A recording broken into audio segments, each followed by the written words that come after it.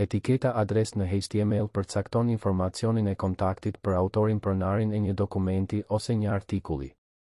Informacioni i kontaktit mund të jetë një adresë emaili, URL-s, adresë fizike, numër telefoni, emër përdoruesi i mediave sociale, etc. Teksti në elementin adres zakonisht paraqitet në të tjerët dhe shfletuesit gjithmonë do të shtojnë një ndërprerje rreshti para dhe pas elementit adres.